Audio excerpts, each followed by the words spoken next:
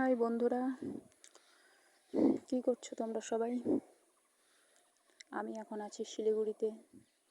তো দেখো কি সুন্দর দৃশ্য, ঠিক আছে।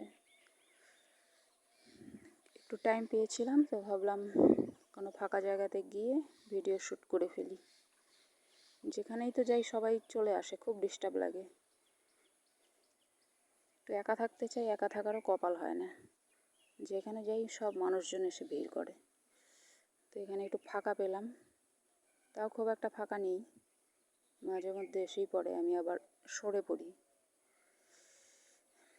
তো এখন একটু টাইম পেলাম, তোমাদের জন্য ভিডিও বানিয়ে ফেললাম। এখন আমি আছি শিলিগুড়িতে। তো দেখো দৃশ্যগুলো কত সুন্দর,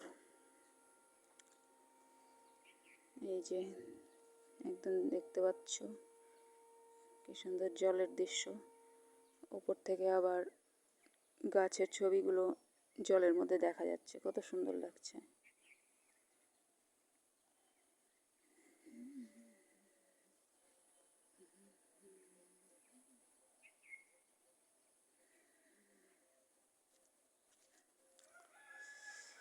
তোমাদেরকে তো আমি আগেই বলেছি, আমি ভিডিও শ্যুট করে রাখি আগে, তারপর সেটা ডেট অ্যান্ড টাইম দিয়ে মানে সেট করা থাকে, তারপর তোমাদেরকে সেটা শিডিউল অনুযায়ী সাজানো থাকে, পরে তোমরা দেখতে পাও। কারণ ওরকম না করলে তো আমার তো আগের থেকে সাজানো থাকে।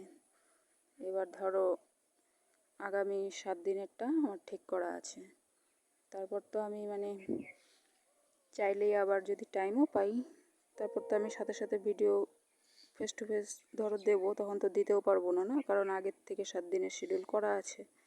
তো এরকম আগের থেকেই আমাকে ব্যবস্থা করে রাখতে হয়, কারণ কখন কোন টাইমে ব্যস্ত থাকি, সেই জন্য আগের থেকেই আমি এগুলো শিডিউল করে রাখি, ডেট অ্যান্ড টাইম দিয়ে সেট করে রাখি, তারপর তোমরা পেয়ে যাও।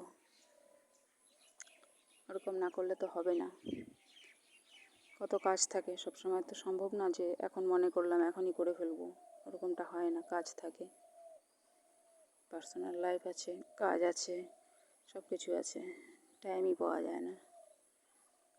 তা সত্ত্বেও তোমাদের জন্য টাইম বার করে ভিডিও বানাই।